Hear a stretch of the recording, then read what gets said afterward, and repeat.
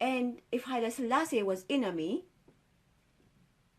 he probably wasn't, but if he was, he's gone. He's history.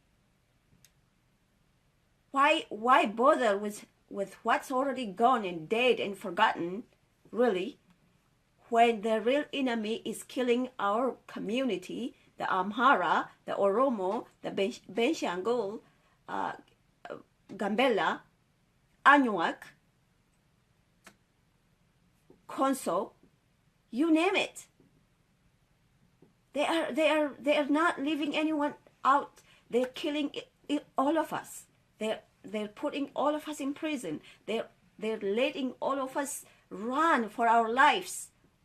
And we're everywhere in the world today. You can find Ethiopian everywhere and anywhere in the world because we couldn't live in our own country.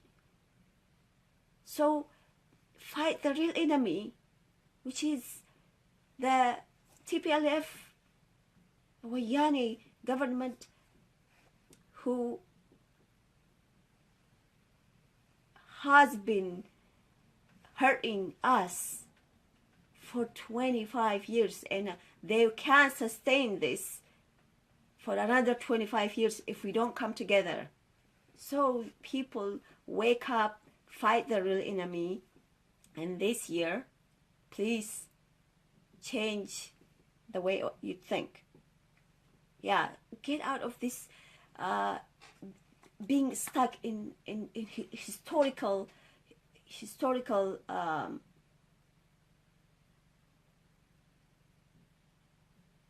wrongs and rights. What has been done with Menelik, or what has been done with Haile Selassie and all of this, I'm not saying it doesn't matter. I'm not saying that at all. It does matter.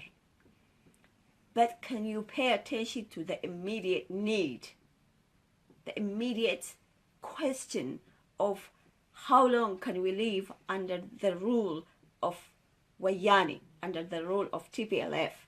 How long do we have to die? How long do we have to be in prison in tens of thousands? How long can we run for our lives and end up dead in the desert of Yemen, in the desert of Saudi Arabia, in the desert, and in the Mediterranean Ocean? How many people have to die before we come together to say no more, no more? People, pay attention. Wayani, from the get-go, from the time they took over, they've been dividing and ruling us. And we're letting them do that by exaggerating our division more and more, and splitting hair and talking about what is not an immediate importance. Our differences in being Amhara and Oromo and Gurage and Tigray and all that is an artificial identity. It's a division that Wayani used to rule. And we keep even hanging on that instead of coming together and getting rid of Wayani. I beg you, focus, you people. And I'm going to tell you, Wayani did hurt everyone in Ethiopia. For example, I'm a voice, and I talk a lot about this, and I write a lot about this, for voiceless children that Wayani sold in the name of international adoption. They sold maybe 30 to 40,000 children in the name of international adoption. It's money they made, $15,000 to $20,000, $10,000, no matter, per child. And they let the children that are not even orphans, about 70–80% of the children that are given or sold through international adoption, they're not orphans. They do call them orphans, but these are children from poor farmers. They tell them, if you have 6 children, why don't you just send 3 of them to go and get good education in Europe, America, and all these fancy countries around the world. And they convince them that their children will come to visit, that they will get pictures of them, and they will eventually grow up to help their parents back at home.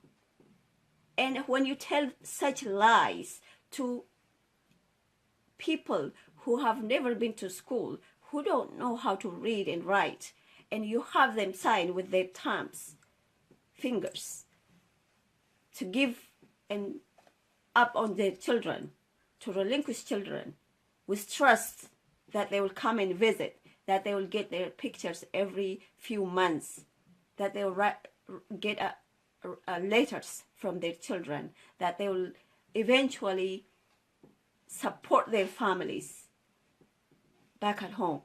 All of these lies are told to a lots of families in Ethiopia who gave up on their children, and now they're crying because, number one, they don't know what countries their children were sent to.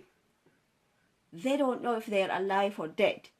They don't know that this adoption, international adoption stuff, is a permanent loss of children. They don't know none of that. I spoke about this since maybe about 9-10 years now to date. I speak about it and I write about it. Wayane is that cruel. They can sell innocent children from babies to 12-year-olds as orphans. But these children, most of them are not orphans. Most of them are 2 years or even older, and they know that their parents are not dead. But once they're given out and sent to another country, they can keep saying that their parents are not dead. Nobody believes them because it says they're orphans. That's how they're given to these people around the world. They're in Australia, they're in Canada, they're in America, they're in Europe, maybe they're in Japan, who knows? And this cruel government sold children. And then they sold teenagers, mostly girls, to the Arabs to make them maids. They're a maid, they're cooking, they're cleaning, they're working 24/7 for a meager $200, $300, $400 a month. When they finish one work at one house, they take them to their mother or grandma's or sister's house to have them keep working. Work there and work here and maybe rest 4 or 5 hours to sleep. And these are from 15, 16 years of age to, who knows, to 25 and 30, it doesn't matter.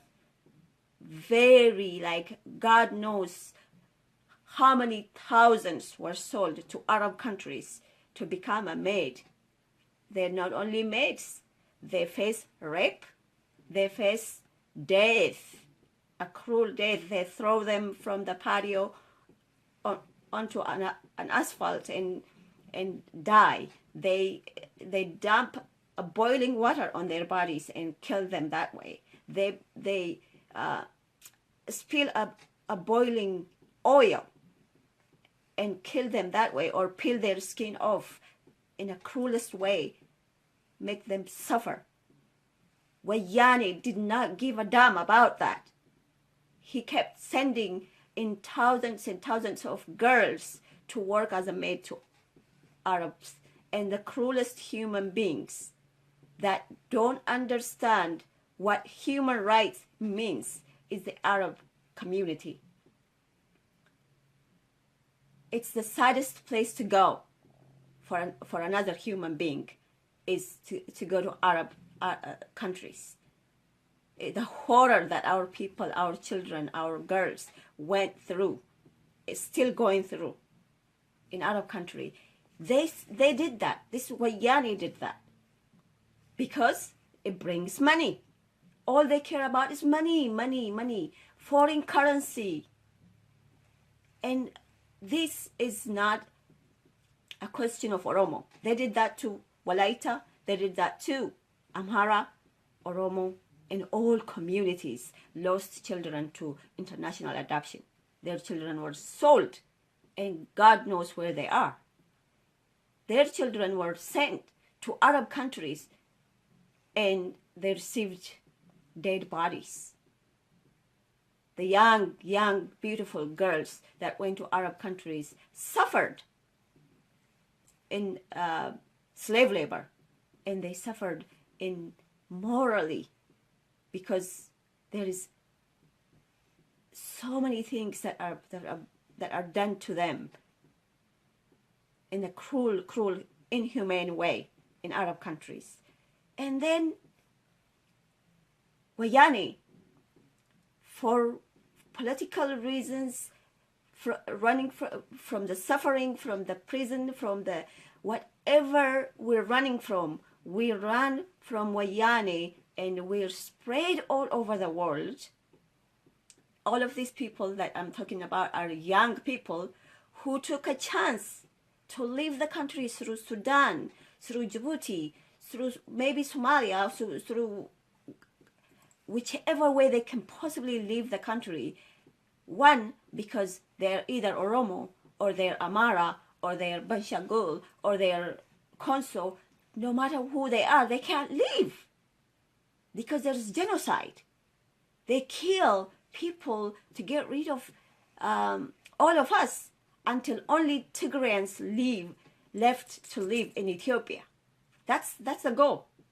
Kill everybody until only the Tigray people can take over Ethiopia. It is the stupidest goal, unachievable goal, but they've worked on it for 25 years by committing genocide with Konso, with Gambela, with Oromo, with Amara, with who didn't die in the hands of Wayani.